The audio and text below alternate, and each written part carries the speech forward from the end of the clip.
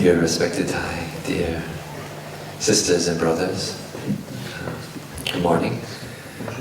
Today is the 23rd of December in the year 2018, and we're in the Dharma Cloud Temple, Stillwater Meditation Hall, for our Christmas holiday retreat.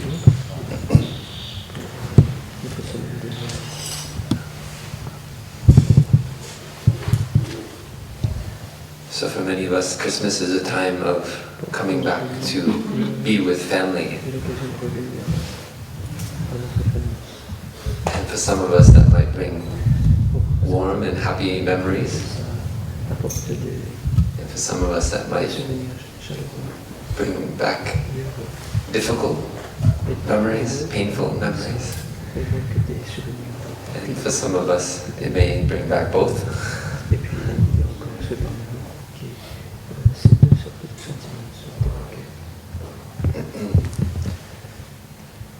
Often those who we love the most are the ones that also make us suffer the most.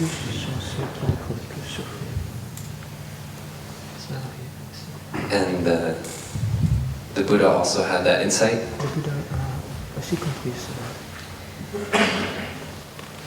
He saw that suffering is caused by being near to those whom we dislike, we would not like to be with. And suffering is caused by being separated from those whom we love. Suffering is also born from trying to grasp at the pleasures of the senses, things that are pleasant to the eye, to the ear, the nose, tongue, the body, and the mind. Even ideas are things that we grasp after. And I found in my own practice, when I look deeply, that sometimes the suffering comes from being with those I love. Also, because they are also the ones that have caused me a lot of suffering. At least that's what I believe.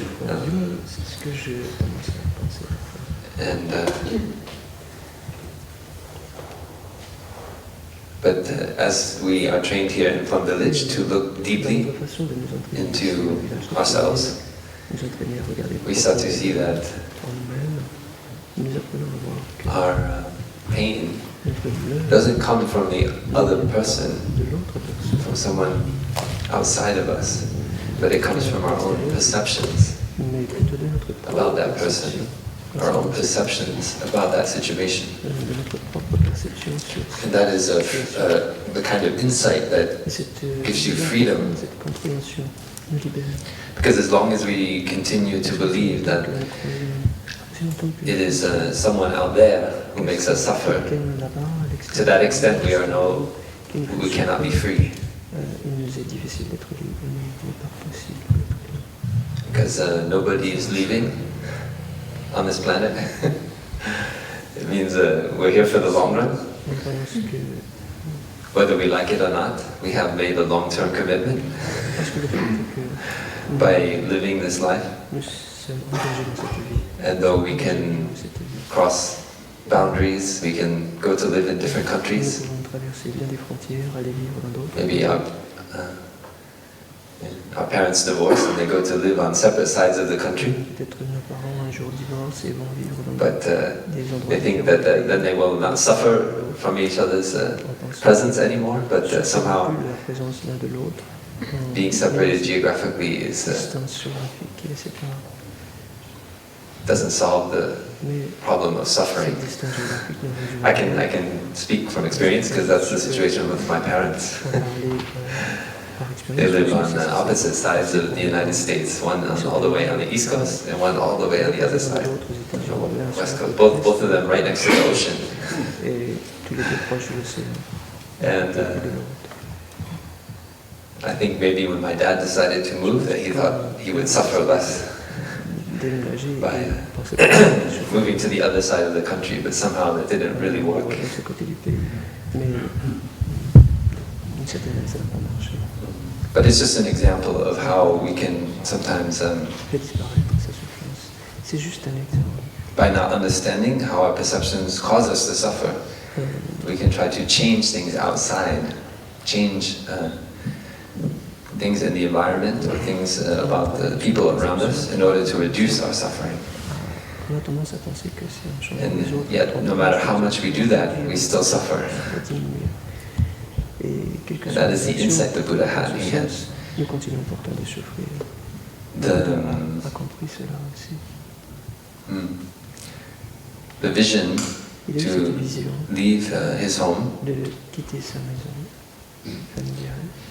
not because he thought that his home was Non pas qu'il pensait que sa maison causing him suffering, although I think that was part of it before he got a deeper insight. une partie de cela. He needed a little space and time, just like those of us here who come on a retreat, to maybe look deeply into his situation. So he went to live in the forest. He was not the first one to do that. There were many other men, perhaps even women, who were trying to get some space so they can have clarity to look into their own mind. But what he found was that it's not by changing the external conditions that he could become free of his suffering. But it was by understanding the nature of suffering, or ill-being, sometimes we call it, ill-being. That in the very nature of ill-being, we can find the nature of happiness.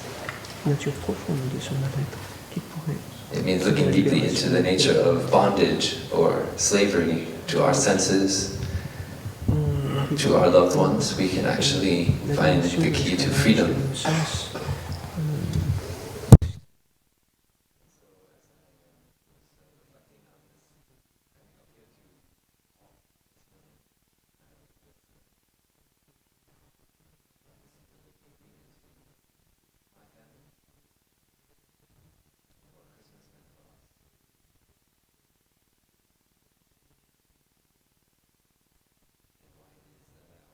Find so much freedom and happiness here as a monk in Plum village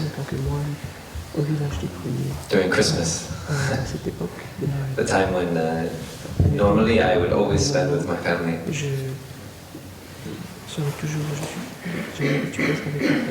And I saw that en regardant profondément, j'ai vu que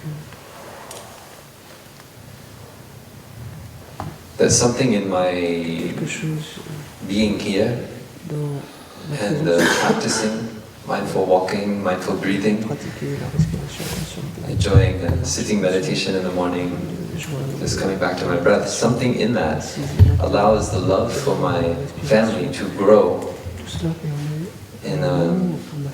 in ways that it was unable to grow when I was there near them. In that space of Christmas Eve night and opening presents and making jokes about each other, and sometimes with a little bit of a barb, a little bit of a hook, a little bit of a thorn in the jokes. That I was able to cultivate a kind of unconditional love. Thanks to the practice, thanks to the space offered me by the Sangha. And so I could call home and use a loving speech, practice listening deeply. In my life as a monk, usually I always call on Christmas Eve to my family tomorrow night.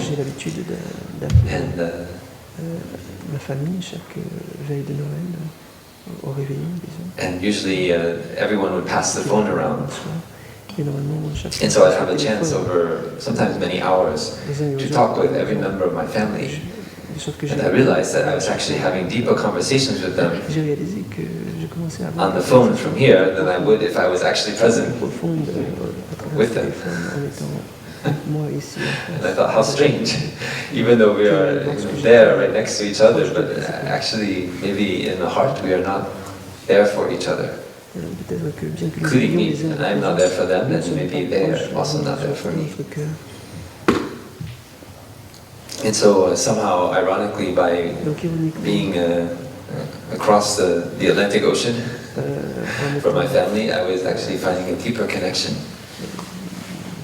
sur un autre continent, du côté de l'océan Atlantique, je pouvais avoir une connexion beaucoup plus profonde avec eux, malgré cette distance.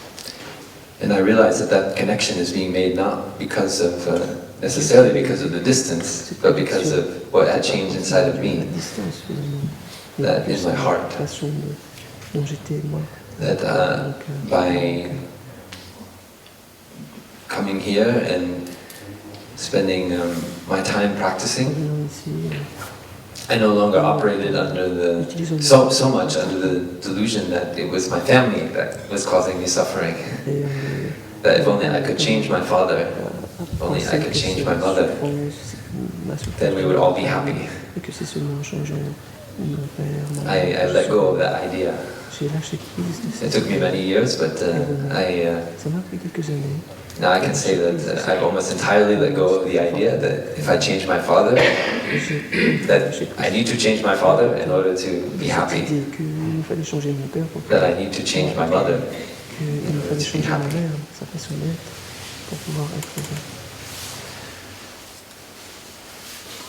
And when I began letting go of that idea, I began to see all this habit energy that is not only from my generation, but it's also from my parents' generation, from their parents' generation. I start to see that this habit of wanting to change other people is actually ancestral. That it is not only from my own upbringing or my own consumption of ideas and concepts by observing my parents, but this is something that is deeply rooted in the lineage of my family and our collective human family and so forth. And that allowed me to have more compassion for myself. Because something that is so deeply rooted in our ancestral lineage, well, if it is that deeply rooted, then it must be quite difficult to transform. And we know when there's a weed, sometimes in the spring when we have to weed the walkway out here in front, sometimes there's a weed that has gone very, very, very deep. And so even though we try to pull up that root, but somehow it's so tenacious, we cannot get it up, and so we are lazy and we just cut. We cut the plant, but we know that in a few weeks it will grow back. So we have not actually gone to the root of the plant to take it out. And so the Buddha often used that image of uprooting our anger, uprooting our jealousy, uprooting our desire, our craving, in order to help us to understand the deeply rooted nature of these afflictions, that they're not only just what is manifesting on the surface. Maybe you like to eat chocolate? Does anyone like to eat chocolate? To be honest. Okay, so few people. There must be an anti-chocolate wing and those people come to Plum village. So we think if we could only stop eating chocolate, then we solve our problem with craving. But then we find that maybe if we don't have chocolate, then we start to crave after, I don't know, ice cream or cake. And then we try to find, a cake that's a chocolate cake. And we say, oh, but I'm not eating chocolate. I'm just eating chocolate cake. And that is what the Buddha was referring to. we haven't actually gone to the root. We just changed the surface. We just trimmed the top of the weed, but then it grows back in a different form. For example, I can say a little bit of a news addict. Is that okay for a monk to say? Somehow when I was young, all my teachers in school, they said, you should read the newspaper. It's good to read the newspaper. We need to be informed about what is happening in the world. And so being a good student, I think, well, I will cultivate the habit to read the newspaper.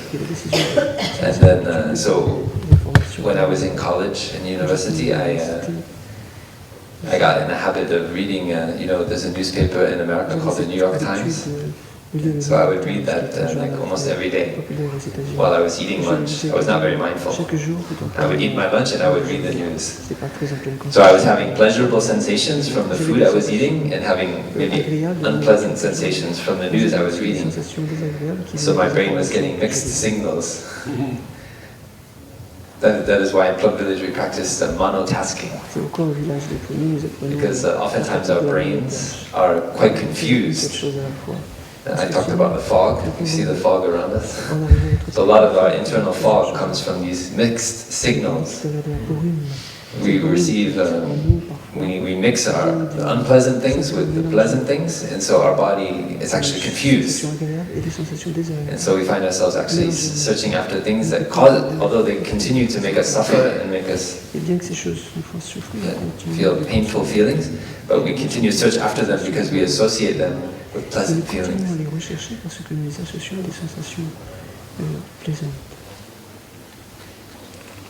Even in Plum Village, I see that eating meditation is not easy, because though we may be sitting there with only our food in front of us, but our projects, our thinking is still there. And because of the nature of food, it is maybe the most sensual thing we do here in Plum Village, because we practice the 5 mindfulness trainings. So it stimulates our nose, our taste, our eyes, our ears. And so the experience of eating is very stimulating. What I notice is that it stimulates thinking about the past, about the future, about my projects, maybe my worries. And so inadvertently, as I'm eating, I'm thinking, and the pleasant feelings that I get from eating the food are kind of grafted on to my thinking, whatever I happen to be thinking about at that moment. And I get really enthusiastic about that idea. It's a kind of confusion, kind of delusion. See if you notice that while you practice eating meditation this week. Especially maybe tomorrow we will have a lot of delicious food for Christmas Eve. And so you can see what kind of thinking is stimulated when you eat your food. Because that is, you will tend to have very pleasant associations with that. If the food is good, if it's not good, then maybe you have the opposite. But it's kind of like you probably had this experience of being nauseous, getting something making you sick, and then you vomit. And then whatever food you happen to be eating, even though it's not because of that food that you are sick, you cannot eat it anymore. Somehow you cultivated also an aversion to it because of that nausea. That's happened to me many times, and then I had to relearn how to eat that food because of my aversion. So that is, we have to understand that we are human, we are animal. And this is the nature of our mind, this is how it functions. Sometimes it works well, like when we need to know whether some food is good for us to eat or not good. On doit apprendre So we use our nose, just like other ce qui n'est animals. pas bon pour nous. Donc nous We devons observe it. observer We have ways to help. It's to help our body remain healthy. la situation. But the signals can be crossed when we don't do one thing truly at a time. Mais parfois les signaux peuvent être... Okay, so to get back to my story of reading the newspaper while I was in university. So I was reading the New York Times, sitting there in the food cafe, the dining hall of my university. And I didn't see that I was actually watering the seeds of fear, of despair, of anger, by reading the news. There is a way to read the news mindfully, but I was not practicing that. I was just ingesting. You know, as a typical university student, you just want to ingest everything as much as possible. From your professors, from your friends, from music, from food, from news, everything. So I was just kind of indiscriminately consuming with my senses. And it wasn't until a number of years later that I realized to what extent this daily consumption of the news unmindfully was actually watering seeds of fear, of anger, despair, hatred in my consciousness. Also, it was helping me to get understanding, to get insight. It's not all bad. But because I was not able to read the news with mindfulness, to recognize when the seeds of anger or the seeds of despair are watered in my consciousness, then those plants grew strong and the roots went deep. Roots that were already there. It's not like they were not there before. Like I said, these are ancestral roots. So they are passed on to us for many generations. And so my father's skepticism, my mother's fear, my father's fear, my mother's skepticism, those roots were already there, and by way of consumption I was watering, I was fertilizing the plant of my anger, of my fear. And so then the roots could go down very deep. And so in my early 20s, I didn't realize, but I was acting out of all that anger, which became anger towards my parents, towards my country. I left my country, I came to Europe, I tried to find a way out of my suffering by changing my environment. But then I also found a new environment where I was also watering seeds of anger and hatred because I didn't understand what was going on in my mind. I thought if I just get out of the United States and I come to Europe, that will solve my problem. But somehow the suffering followed me. Can listen to a sound of the bell before we continue.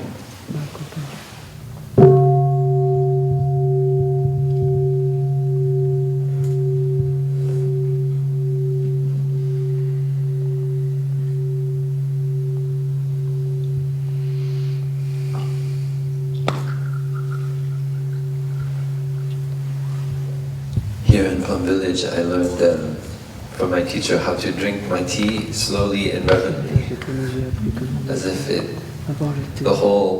the axis of the very cosmos itself depended on how I drink my tea. It means I don't think about what I'm going to say next. I just drink my tea. And so we practice the same with our eating. To eat in such a way that we see it as a sacred act. You may have seen in our dining hall in Upper Hamlet, the calligraphy. This piece of bread is the body of the entire cosmos.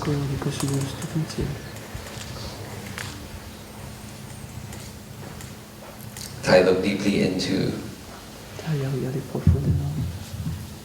the teaching of Jesus to his disciples when he broke the bread and said, "Take this bread, this is my body." And he poured the wine and said, "Take this wine, this is my blood."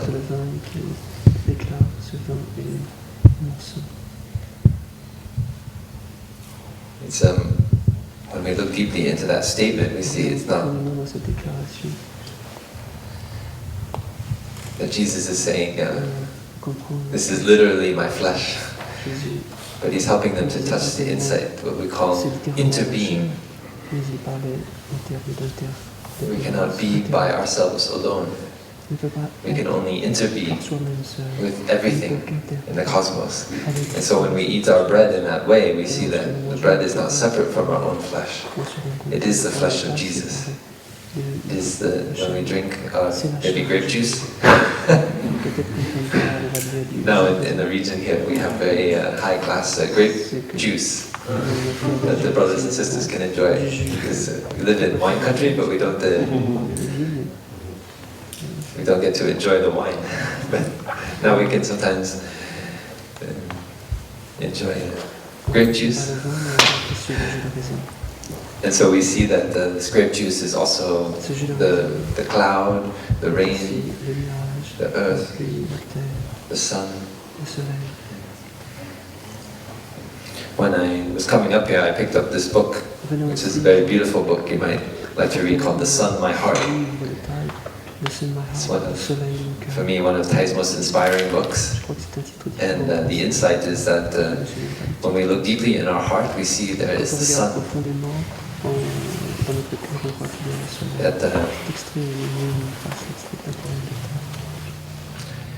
This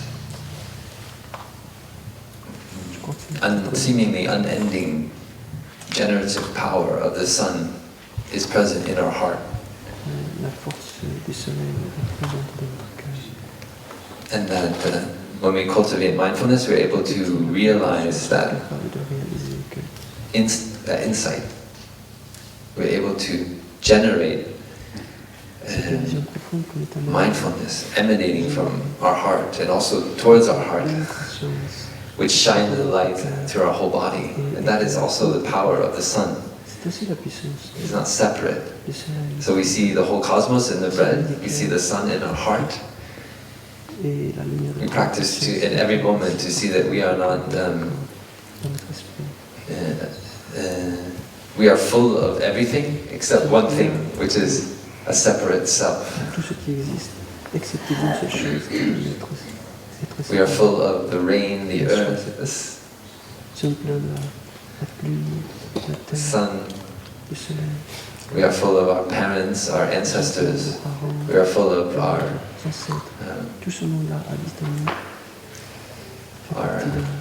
animal cousins. We are full of our plant cousins, our fungi cousins, mineral cousins on this planet. We are not separate. We are not I, me, or mine, but we are the whole cosmos. And that is the insight that Thai has when he says, "The sun, my heart." We cannot say that my heart is separate from the sun. You take out the sun from my heart and my heart is no longer there. My heart cannot be there without the sun, cannot be there without the earth, it cannot be there without the rain, my ancestors, and so forth. And so this is the kind of insight that we practice to generate in every moment here at Plum Village.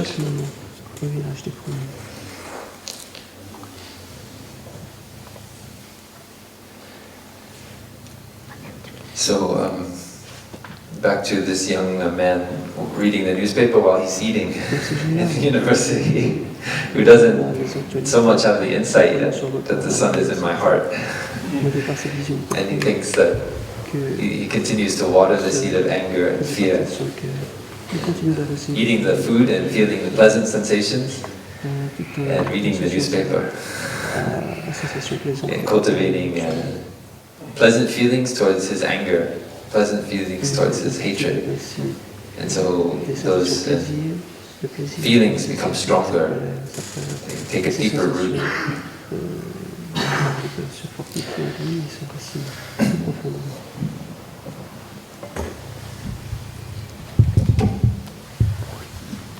So I think my brother shared a little bit yesterday, but so some of it may be review, but for some of you it may be new. So in the practice of mindfulness, we talk about 4 ways to establish the presence of this kind of presence of mindfulness in our body and mind. And so the first is to be aware of our body. La première chose, c'est que nous apprenons à être conscients de notre corps. And we start with the breathing. Et on commence avec la respiration. So we practice breathing in, I know I'm breathing in. En inspirant, nous And prenons breathing conscience out, que I nous know faisons I'm breathing out. En expirant, nous prenons conscience que nous faisons une expiration. J'inspire, Out. j'expire. And we never get tired of our breath. If we did, we would not be sitting here. I hope you don't get tired of your breath. We get bored of many things, but somehow we continue breathing. So that is actually part of our nature, is to breathe. From the moment we come forth from our mother's womb, even beforehand, our mother is breathing for us. So we receive oxygen through the generosity of her womb. And until we take our last breath, we continue to breathe. And even in some way, after we are not breathing through our mouth, we still have many organisms that break down our body as our body decomposes, and they are also in a kind of respiration. So the breath is always there, it's available for us. And in my own practice, I notice that every time I come back to my breathing, I discover something new. Some aspect of the breath that was not yet discovered. Some way in which it nourishes my body that I was not aware of before. So it's a kind of endless well of insight, an endless well of joy. And by practicing breathing in and breathing out, then we actually can learn to generate joy. So this first establishment of mindfulness of the body, we practice first aware of the in and out breath.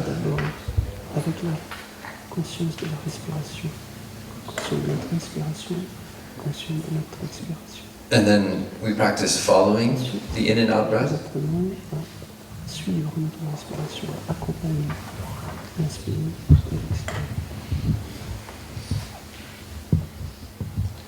So that means that we cultivate concentration. In our stained glass window here, you see 3 words in Sanskrit. Smriti is mindfulness. And the second one, samadhi, is for concentration. So concentration here is not this kind of like sometimes when you talk about concentration, it's like you need to exert this energy to kind of focus your mind very strongly on one point.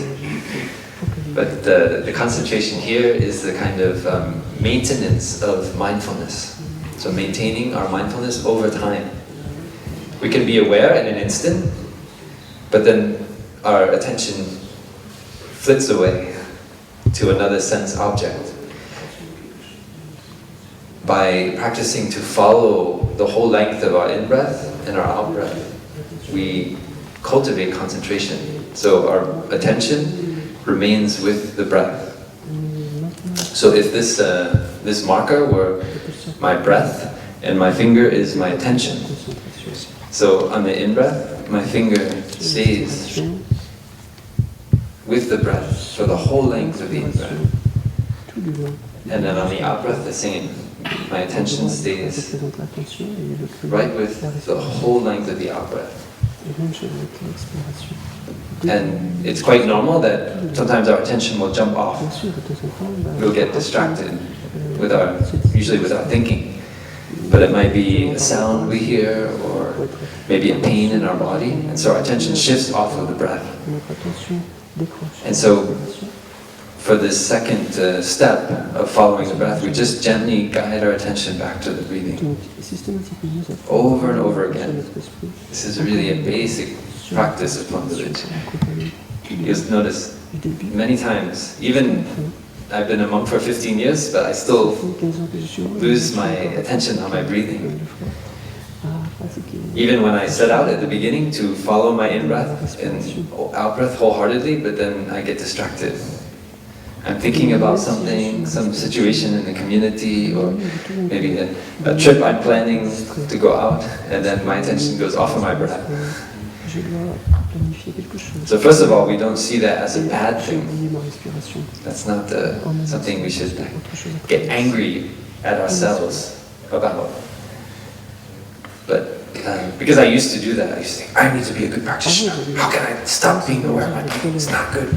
How long have I been here? How many years? I'm still losing my attention. Now this kind of thinking. And you become angry with yourself. You think, I should be a good practitioner.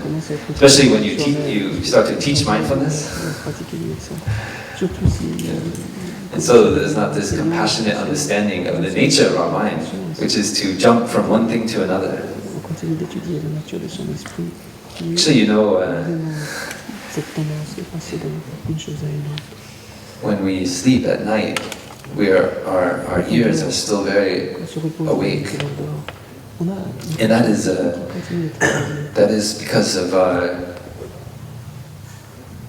ancestral capacity to be aware of what is happening around us, to protect us, to protect our family. We'll be sleeping in the forest, and we need to know if there is some unusual sound, and that wakes us up. And so this is the nature of our mind, to always be kind of roving around, looking for danger, looking for things that, and also looking for food, looking for things that can sustain our body. So we should not think that that is a bad thing. That is often a wrong perception when we come in to practice meditation. We become angry, frustrated, because our mind seems to just be roving around in so many directions. That is its nature, the mind's nature to do that.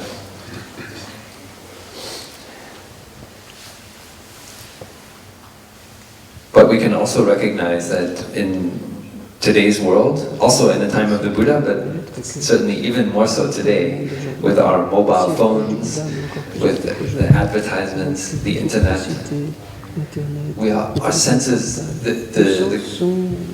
this initial protective response of our body has been hijacked. And it is our own mind that has hijacked it.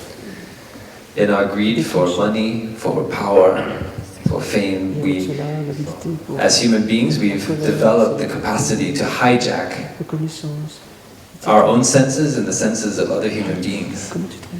To hijack this ancestral capacity to protect.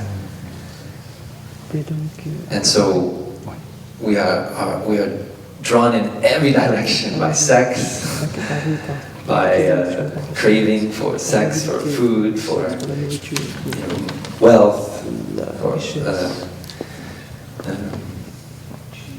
power. And so, for us to be really truly free in this situation, we need to learn how to cultivate concentration. So it is in that spirit that we bring our attention back to our breathing. It is not that we get angry at ourselves. It's because we have a compassion.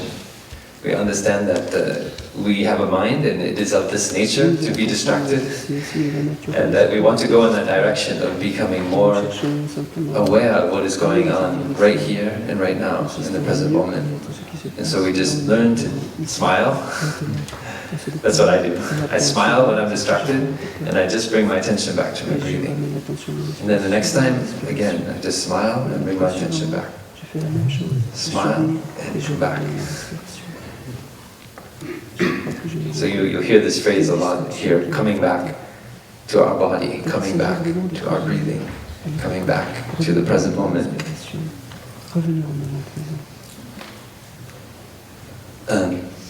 Tai described the realized practice of Plum Village as the capacity to dwell happily in the present moment.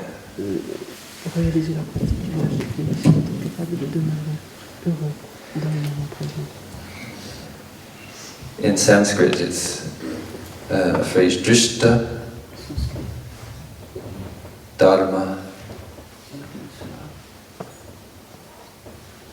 Sukha, Vihara.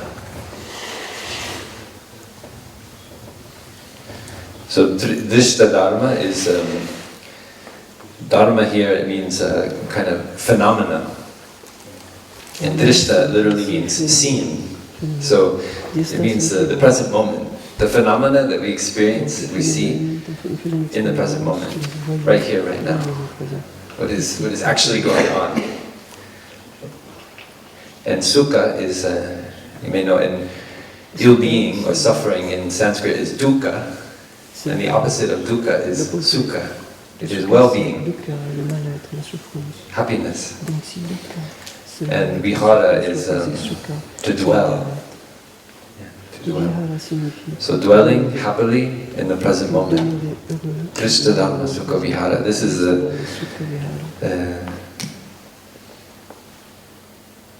this is what we arrive to in every moment in Plum Village.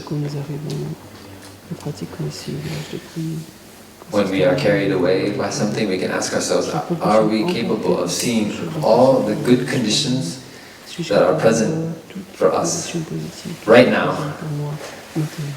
for us to be happy?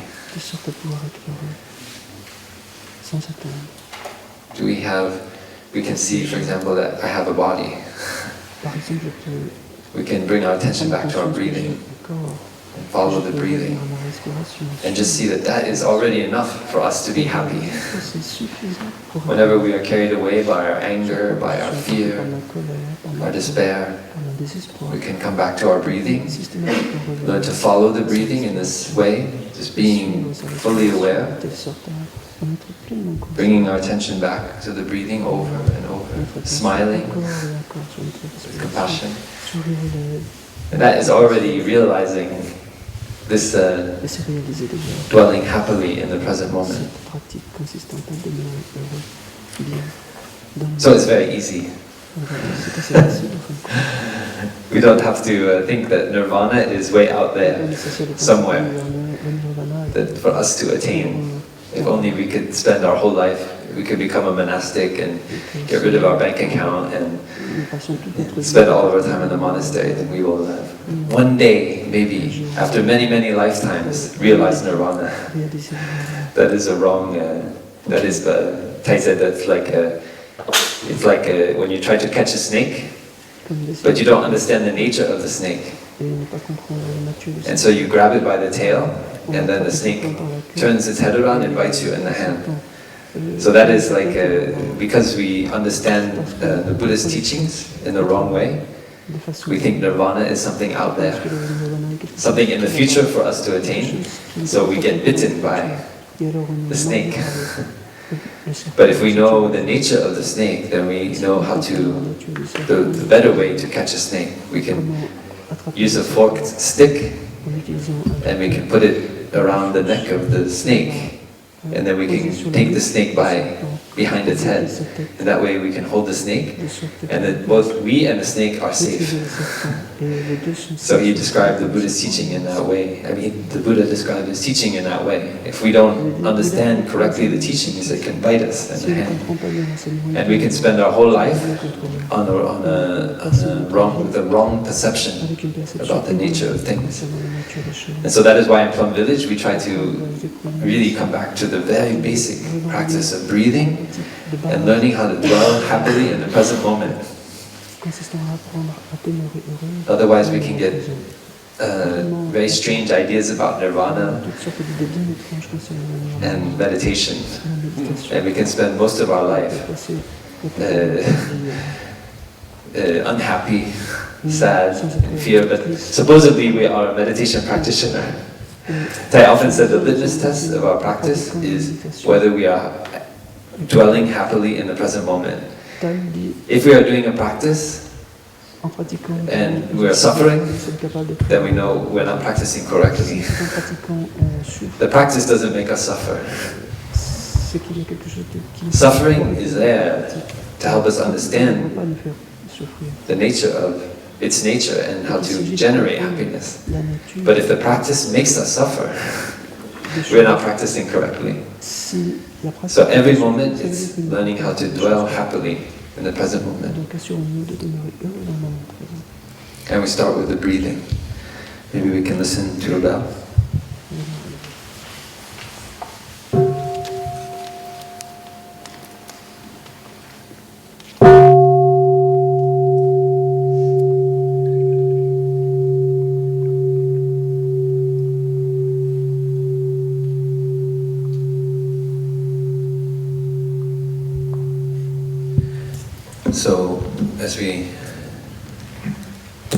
So by following the breath, we cultivate concentration. And then the third step is to become aware of our body, Troisième étape consiste à our whole prendre body. conscience de tout notre corps.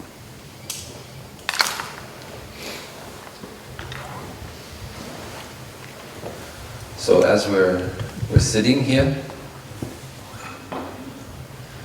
Alors que nous sommes assis, you might be aware of the contact your legs make with the mat under your feet, or your feet on the earth, if you're sitting in a chair.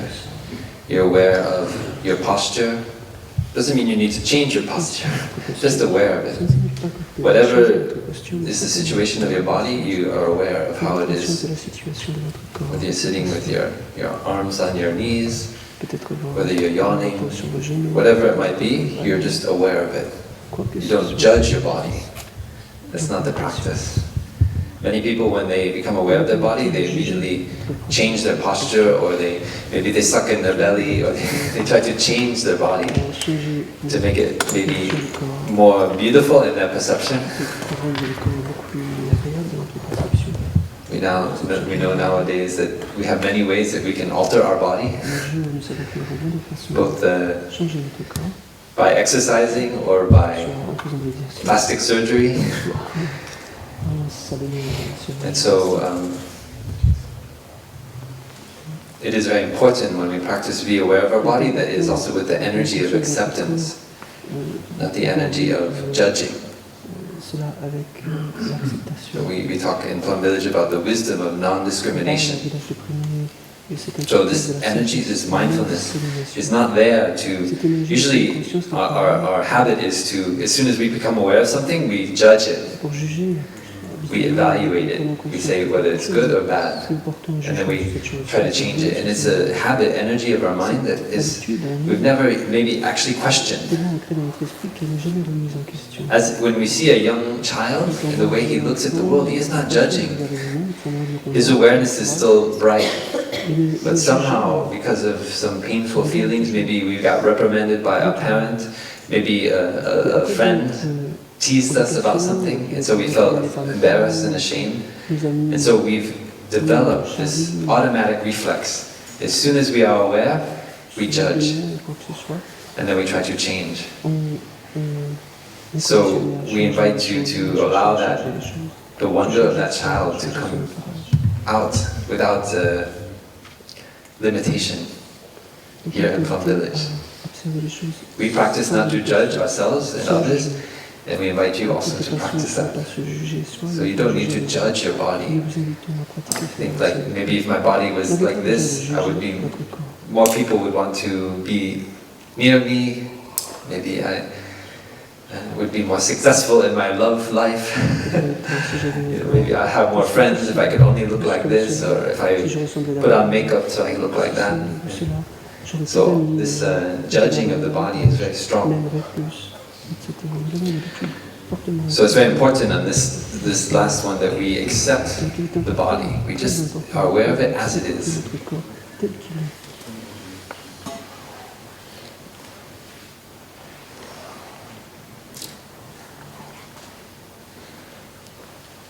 Mindfulness is now being used to deal with addiction.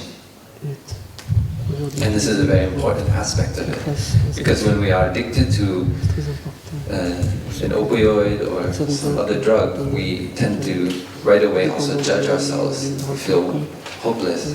Maybe it's alcohol, maybe it's addiction to pornography. So this aspect is very important of not judging.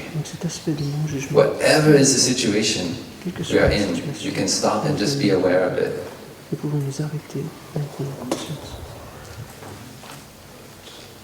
When I was a novice, I had this experience. I never lived in such a large community before. I think most of our brothers have never lived in such a large community. And if you've ever been here for the summer retreat, you know we have people camping all over. And anyway, when came time to serve food for lunch, at that time, all of the 3 Hamlets would come together and we'd all eat food from more or less the same table. And so I had a lot of anxiety. Will I get enough food? And so one time when we were down below, we have a farmhouse at the bottom of this hill called Shunha. And I was, it was my first summer retreat. And I was so anxious about getting enough food, so I made sure I got in the line early. And then I took way more food than I could possibly eat. Because I thought, if I want to get more food later on, it will be gone. There will be no more food. And so this is 15 years ago when I was a novice monk, and I filled up my alms bowl with lots of beans and brown rice. And if you saw the monk's alms bowl and you imagine it full of beans and brown rice, that was my bowl. And at that time I was practicing to eat all the food that I take. So I sat there with my bowl, and when I was halfway done with it, I felt like I could not eat another spoonful. But I was trained, I was very strict. No, I must finish the bowl of food. So I continued eating and eating, and I can tell you that I think I never felt so much suffering. I had not practiced correctly yet, dwelling happily in the present moment. I was very strict with myself, and so I thought I was practicing well because I was eating all the food I had taken, but in fact I was making myself suffer. But the difference was that I was doing it with mindfulness. So I finished the food, but I maintained my mindfulness during the time of feeling very unpleasant feelings in my stomach, which kept for a few hours afterward, as my body digested the food. And that year I had also practiced fasting. So I knew what it felt like not to eat food for 3 days, or 7 days, or even 10 days. And I realized that actually not eating enough food is not so unpleasant. There's some initial feelings of hunger, but actually you get used to it. And your body changes. But eating too much food is very unpleasant. The food is in there and you cannot take it out. It's more than you have the capacity to digest. And so my body experienced very painful feelings. But instead of just becoming angry with myself alone, I try to maintain mindfulness. And so the next time when I came to the table, because I had maintained mindfulness during the whole time of serving the food, eating the food, and after, the painful feelings after, it was very easy for me to serve myself less food because I practiced just like with following the breath. I maintained concentration, so I maintained the mindfulness over time. So I was able to see that this arises because that arises. When this comes to be, that comes to be. I was able to see the causal relationship between my anxiety of not getting enough food and my painful feelings of eating too much food. That there was a direct relationship between them. If I don't maintain mindfulness like that, then I won't get that insight, because I won't see that they're connected. It's like a sexual relationship. There's a lot of pleasure, but sometimes we don't connect it to the painful feelings that happen when there's separation, misunderstanding, judgment, and so forth. So, with all these kind of intense sensual experiences like eating and sex, we need to practice to maintain mindfulness throughout. From the initial seed of sexual desire or the initial seed of craving for food, all the way through the entire experience. One of my sisters really likes chocolate, and so her practice as a nun was to only eat chocolate with others, because she knew that if she ate chocolate alone, it was much more difficult for her to maintain mindfulness throughout the whole experience. And then she would eat too much chocolate, and she would not feel pleasant feelings after. She would feel too much sugar, too much. Yeah. So she made the commitment. She knew it was too much, that if she said, I won't eat chocolate anymore, that she would bounce back, because she'd already tried that a number of times, to go cold turkey, we say in English. It means stop eating chocolate altogether, but then she would just come back with even more gusto to eat chocolate again later.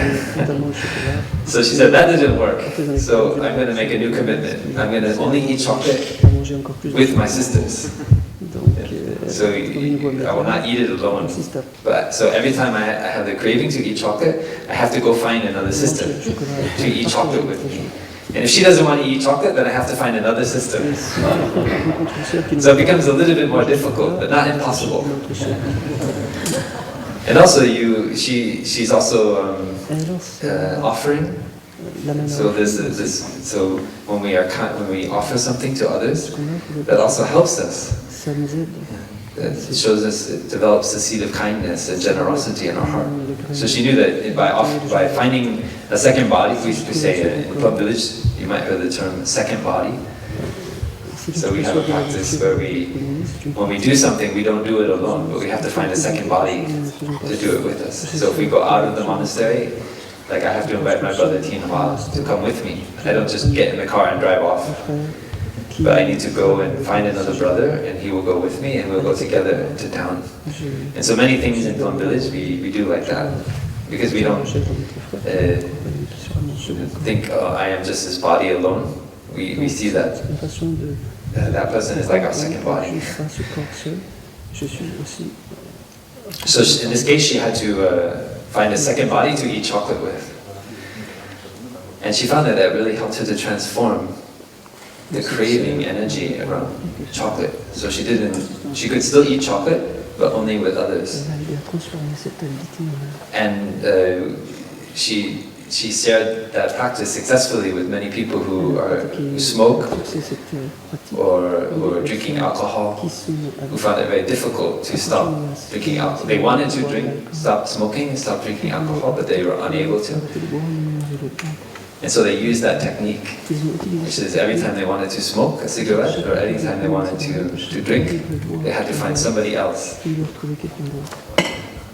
And they did it mindfully. It means a practitioner, not just your friends that like to drink. or that's easier, but you have to find another practitioner. I mean, that is not difficult. You need to find a practitioner, a second body. It means somebody who's also going to practice mindfulness of drinking. And then you see, well, what is this experience together that we can have? of drinking a beer mindfully or smoking a cigarette mindfully. It's a beautiful practice. Mindfulness is not about judging, it's about understanding. So anything that can help us to understand more deeply, that can bring us benefit. Okay, so aware of the whole body. And the fourth exercise in cultivating the establishment of mindfulness of the body is to calm the body, relax the body.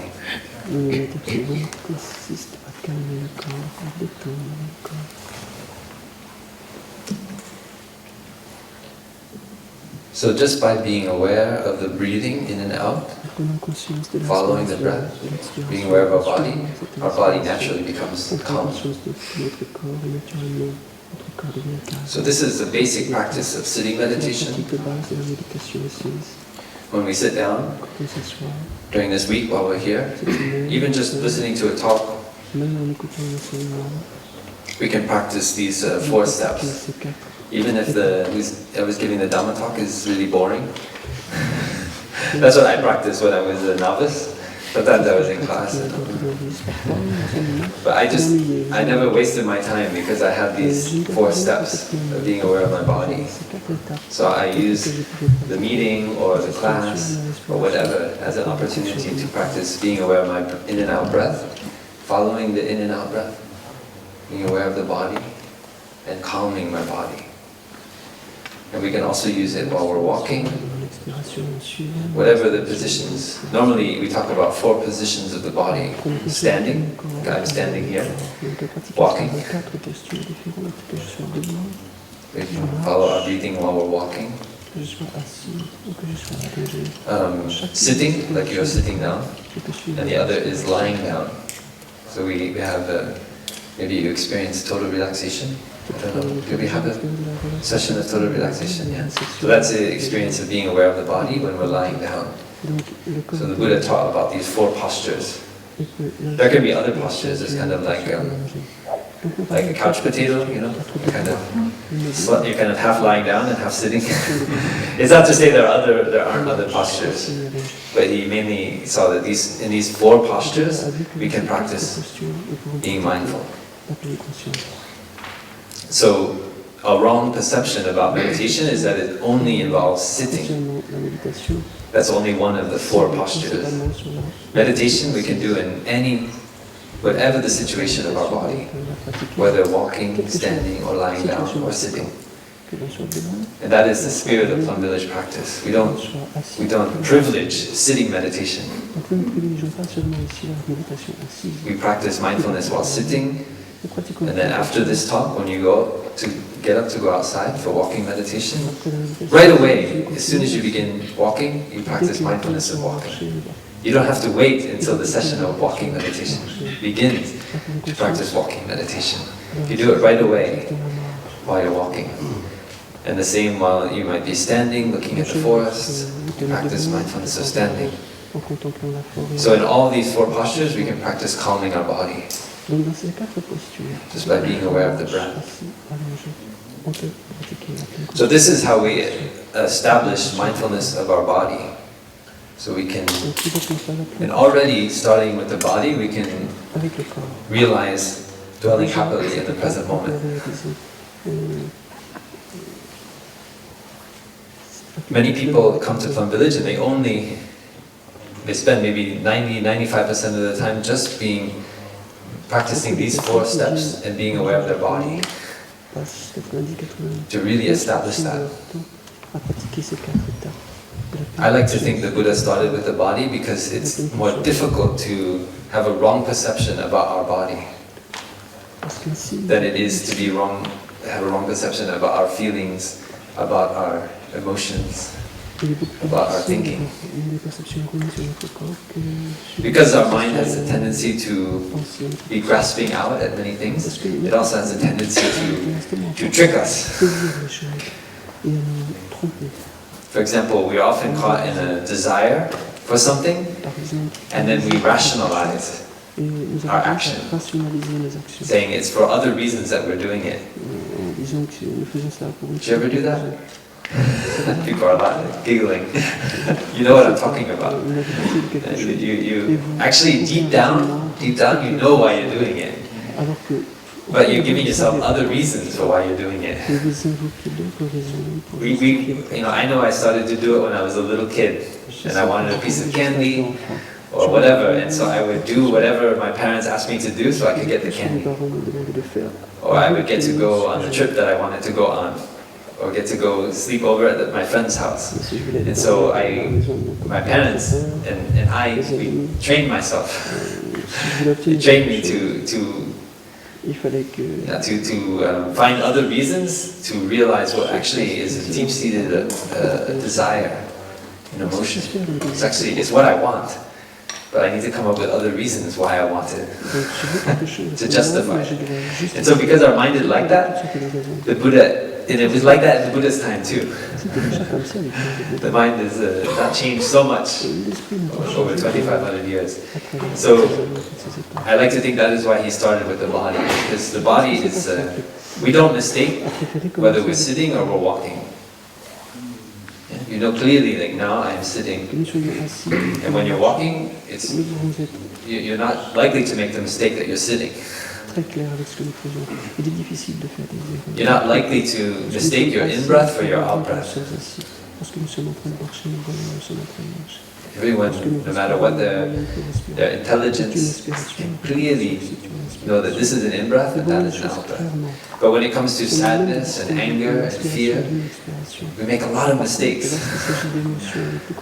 Our mind is tricky. And we say we are not angry. Me? Who am I to be angry? I'm not angry. I'm not angry! Yeah? Sometimes we said like that. Yeah? Even though everyone around us can see clearly we are angry, but we deny that we are angry. We deny we are sad. That is normal. That is human. And so, starting with the body, we establish clarity. So the fog can disperse, you see? Fog is already dispersed. We have a little bit more clarity about what's going on in our body. We know clearly, when I'm sitting, I know that I'm sitting. When I'm standing, I know that I'm standing. We can establish that. A lot of people who have mental illness, it's because they're not aware of their body. They become caught in cycles in their mind that go round and round. And because that experience, their emotional experience, doesn't correspond to the experience of those around them, we say they have a mental illness.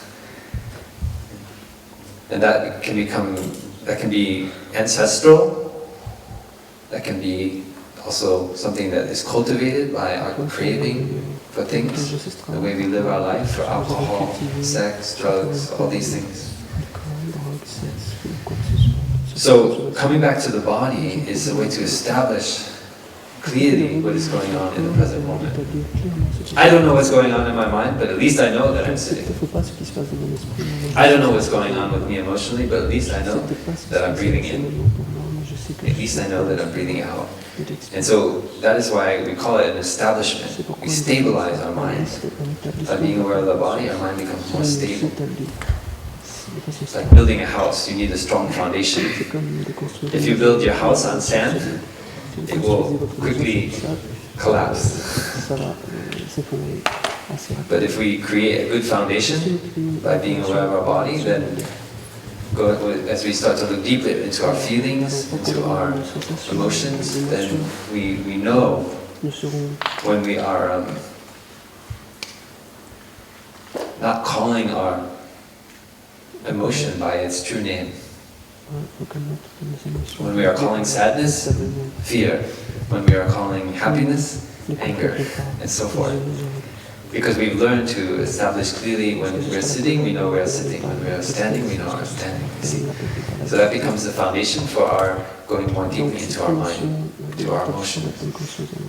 Because mindfulness of our mind requires that we are able to call our emotions by their true names.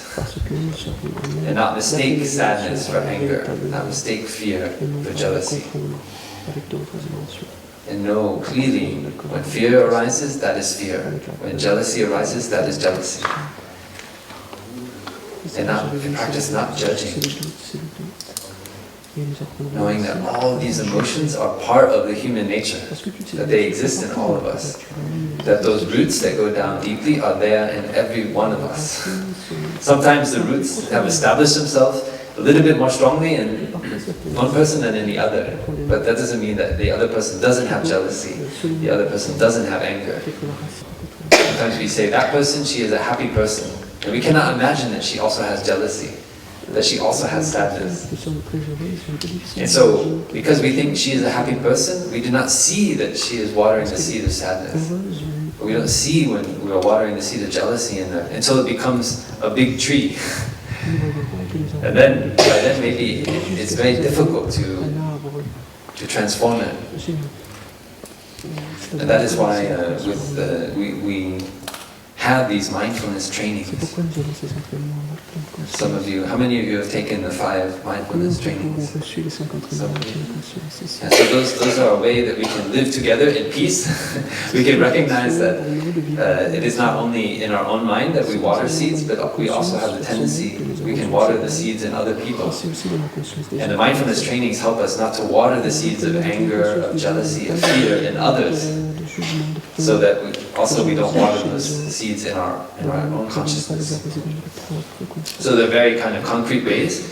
For example, not stealing, not engaging in sensual misconduct, and so forth. That we know that if we cross that barrier, we can be watering the seeds of suffering in ourselves or in another person. So we can think of the mindfulness trainings as a kind of external guideline for what is actually helping us to see more clearly in our own emotions.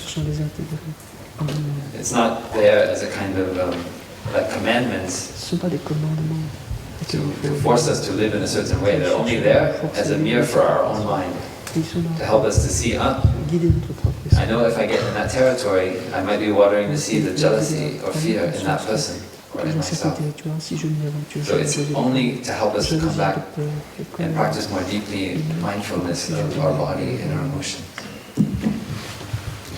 So we can listen to a sound of the bell. Just practice coming back to our breathing, dwelling happily in the present moment. Breathing in, I know I have a body. Breathing out, I smile to my body.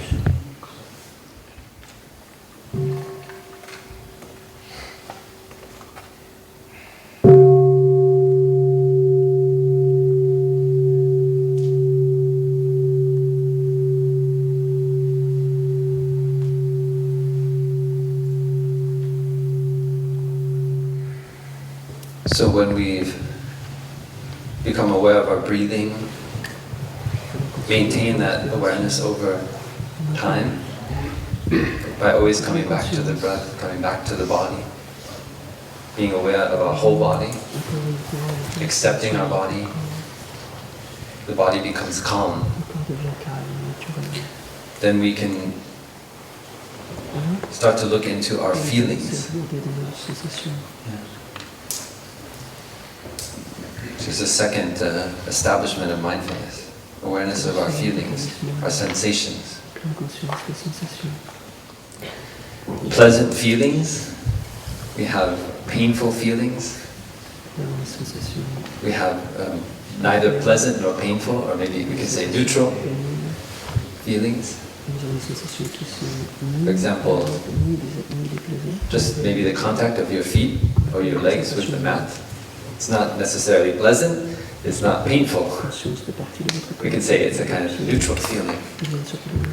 You can feel the contact your leg makes with the mat, but it's not pleasant or painful. Most of the feelings we have are neither pleasant nor painful. It's just that the pleasant or painful ones tend to draw more attention to themselves. But most of the feelings, like we can be aware, for example, I'm aware of my hips and the weight of my upper torso on my pelvis.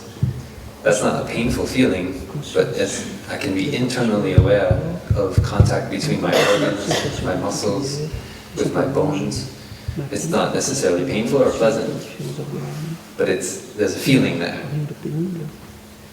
So that is, and we can also talk about mixed feelings. Sometimes we have both pleasant and painful feelings. For example, you might like, some of us here in Plum Village like to eat chili peppers. Anyone like to eat chili peppers here? Not so many. More people like eat chocolate. But we also have many Asian, Vietnamese and other Asian brothers here, and they grow up enjoying to eat chili peppers. So I also have to cultivate the capacity to eat chili peppers in Plum Village. And now I can say that I understand more deeply the mixed feelings.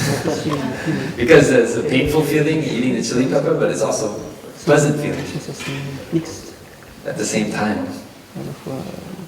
So in Plum Village we talk about these 4 kinds of feelings: pleasant, unpleasant, neutral, and mixed.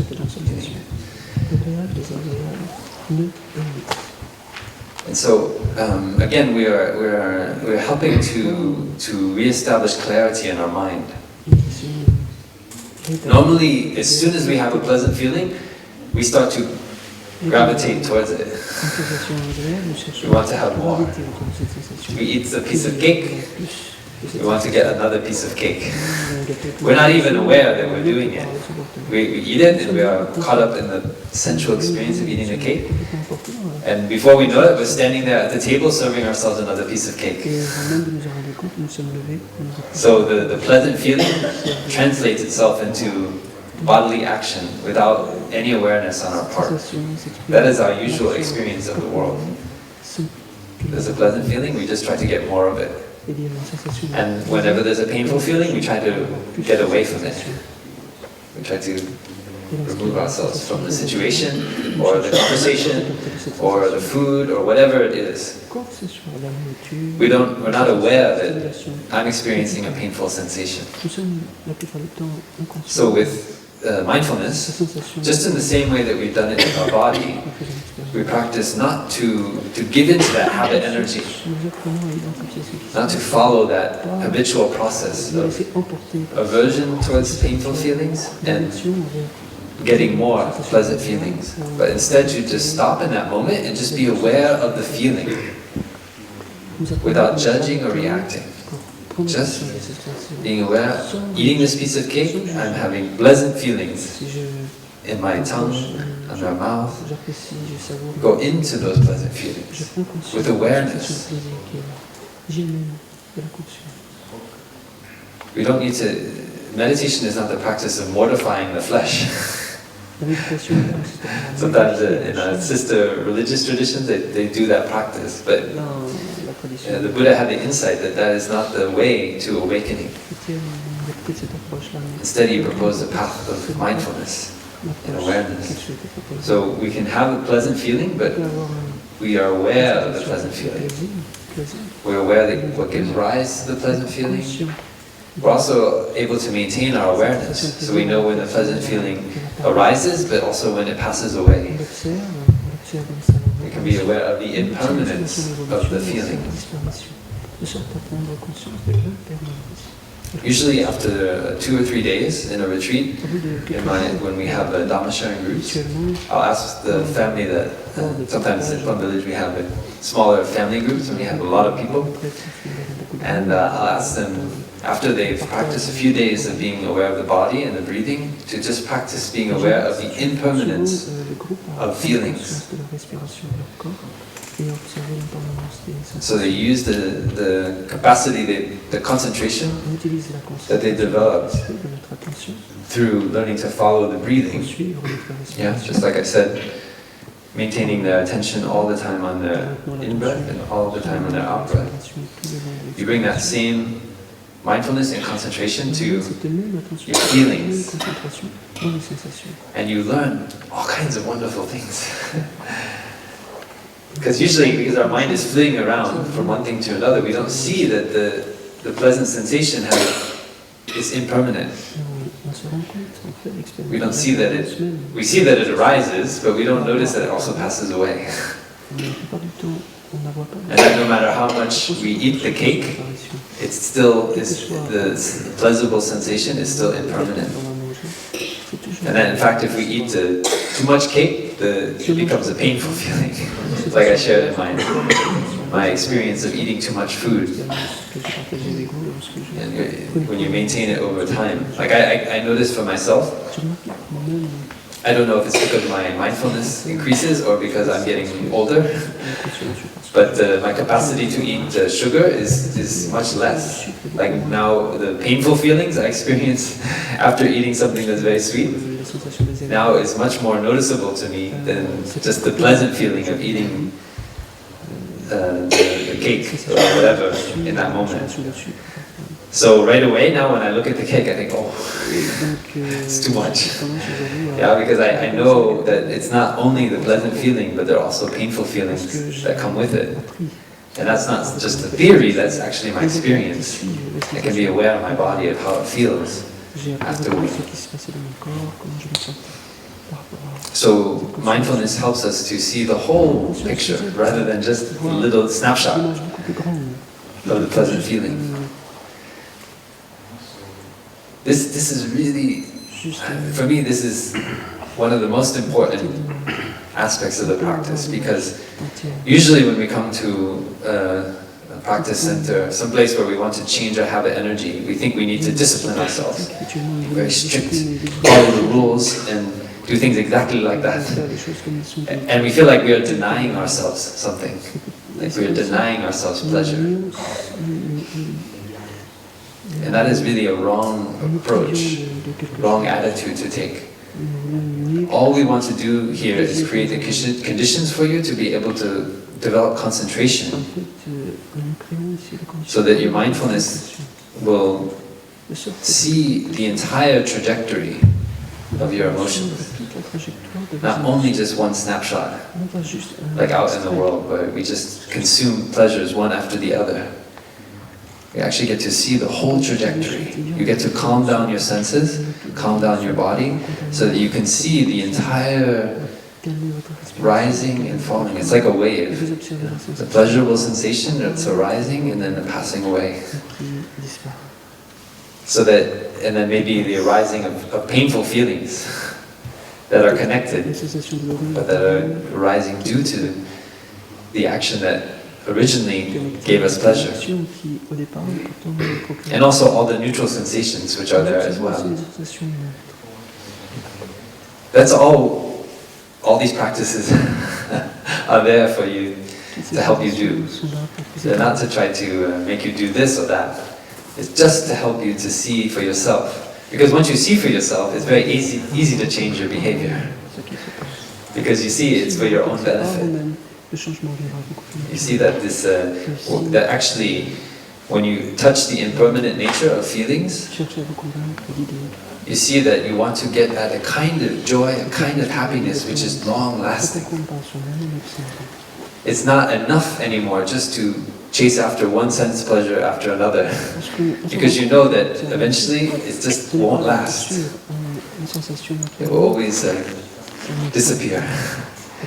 And so how can I touch this kind of happiness which is long-lasting, which doesn't just arise and pass away?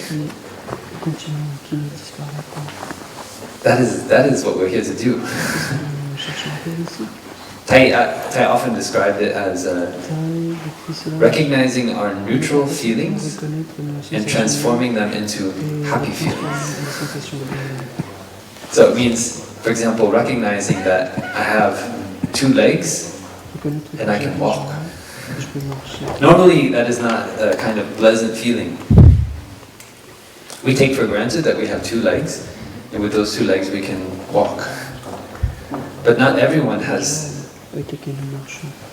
2 legs in good condition that allows them to walk.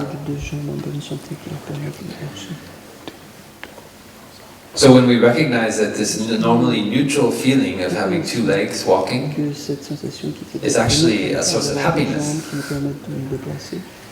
then we've transformed a neutral feeling into a pleasant feeling. When we recognize that we have 2 eyes that can see millions of colors, we can see the beautiful yellow and white finch. We can see the color of the flowers blooming, even in the winter. We can see the color of the grass. We can see our friends, the faces of practitioners around us. We have two eyes in good condition. That is a miracle. Normally, that is not cause for celebration. But when we practice mindfulness, we see that that is a big source of happiness, to have two eyes in good condition. So already just these two are ones that I use often, that I have two eyes in good condition, that I have two legs that can walk. Before I became a monk, I was, for a few months, a fellow meditation practitioner offered me a job, which was way out of what I ever intended to do. It was to take care of a law professor at a university who had severe muscular dystrophy. Muscular dystrophy so severe that he could not breathe on his own. He could only breathe with the help of a respirator. So he had they had made a cut in his trachea here, and there was a kind of piece of plastic, and he had a tube that went into his trachea that was connected to a machine on his wheelchair. So he could not walk on his own. He could move his hand just a little bit to direct the mechanical wheelchair. And he had a respirator on the back of the wheelchair. So 24 hours a day, 7 days a week, he needed to breathe with this respirator. And my job was to just be there, because he could not be alone. If that respirator tube came off of his neck, he would die within minutes. His lungs, the muscles around his lungs no longer had the capacity to breathe on their own, already for many years. And that happened sometimes when I was with him, that the tube just popped off. And I thought, wow, if I were not here, what would happen? He does not even have the capacity to scream out for somebody to help him. And so that experience of spending about 8 months, maybe 30 hours a week, just by his side, helping him drink tea, helping him pee, do the things that he needs to do. Every time I finished working, I was in Boston, in the United States, and I decided most days not to take the bus or to go to work, but to walk maybe an hour or 45 minutes back to my house where I was living. Because I could enjoy walking. I was just with a man that did not have legs in good condition to walk. I could breathe on my own. I didn't need a machine to breathe. So it was very concrete. It is not a theory. Being next to him was like a mindfulness bell in every moment. I still have the capacity to breathe on my own. I still have 2 legs in good working condition. And so every day I cultivated that. Thanks to Tai and Tai's teaching, I was very aware. And I enjoyed every step as I walked to and from my house to go to work. So maybe we also have had some kind of bodhisattva like that in our life, who helped us to see all the good conditions that we already have for happiness, and helped us to transform these neutral feelings, these everyday wonders of life, into happiness and joy, the kind of happiness which is long-lasting. Even now we're aware, our teacher, Tai, he can no longer walk on his own. Now he's in Vietnam, many of you may be aware of that. And he's staying in the temple where he was a novice. And he's in a wheelchair, but he still enjoys going out with the community for walking meditation, almost every day. Even he cannot walk, but he knows that he still has eyes in good working condition. He's still able to breathe on his own. respirer de lui-même. And so he enjoys going out and walking with the community. He knows that that is not only for his joy, but also for the joy of everyone around him. Many monks and nuns in Vietnam don't actually get a chance to enjoy walking meditation. Many people from the West, they come to Plum Village and they think, oh, Buddhism in Vietnam must be like this. But that is a wrong perception. A few of us, we had a chance, myself and Brother Pháp Ki, when we were young monks, to go to Vietnam and to see for ourselves that Thais are looking deeply in the Buddhist tradition and offering the practice we have here of the establishments of mindfulness is quite rare. And that even in Vietnam, many monks and nuns don't practice to dwell happily in the present moment, as much as maybe you do as lay practitioners. So the reality of Thai being there, even in a wheelchair, going in the root temple around for walking meditation every day, is bringing joy and happiness to Thai and also to all those around him. Because in Vietnam they respect the elder. So if the elder does it, then that gives everyone else the opportunity to enjoy it too. So even though Thai can't enjoy walking on his own two legs, but he's offering that joy to others around him. And that is the fruit of Thai's lifelong practice of transforming neutral feelings into pleasant feelings. Just the simple fact of going around in his wheelchair, enjoying nature, enjoying the beauty of everything around him, brings happiness, the kind of long-lasting happiness, not this just pleasant feeling which has a very short duration, but a long-lasting happiness. He's helping others around him to cultivate the kind of happiness which comes from seeing all the good conditions for happiness we already have present here and now. So I hope you go deeper in your practice of establishing mindfulness in your life. I only covered a little bit of the first and the second of the four establishments of mindfulness. The third one is being aware of our mind, the mental formations, and the fourth is being aware of all phenomena. But we already, with these first two, you have a good foundation for you to go deeper and to see the deep rootedness of our emotions, like anger and fear and despair. And with mindfulness, you can learn how to start to uproot these emotions, or at least help it so the root is not so deep, so that when sadness manifests, when anger manifests, when fear manifests, you know how to take care of that emotion. Just like a mother takes care of her crying child. She doesn't just try to ignore the child. That is our normal way of doing it. We just ignore the emotion, we don't recognize that it's there, crying out for our attention. And we continue to just water the seeds of despair and anger.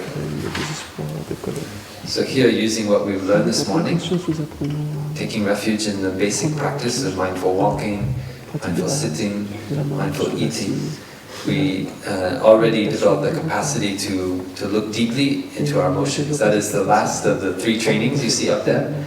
Prajna. Prajna means insight. The capacity to look deeply in ourselves. It's not just knowledge. If you just take what I've shared here and you only accept it intellectually, that is not enough. It only has meaning if we put it into practice. So prajna means you realize the insight. It's not you put smriti, samadhi, mindfulness and concentration into practice, and then you get the insight. This is my body. These are my feelings. These are my mental formations. This is what is happening in the present moment. And we establish our mind and our body clearly in the awareness. And that is the key to freedom. So I wish you a wonderful practice during your week here. Tomorrow we'll enjoy Christmas together. So just like Jesus, we'll enjoy touching the nature of the cosmos in the bread that we eat, in the tea or juice that we drink. And I invite you as well to, I think maybe my sister will share a little bit tomorrow about touching the divine infant within us, the spirit of Christmas. There is a child, like I shared, that has this eyes of wonder, that is open to all. What touches us deeply about the story of Jesus and the birth of Jesus is his unconditional love for all things.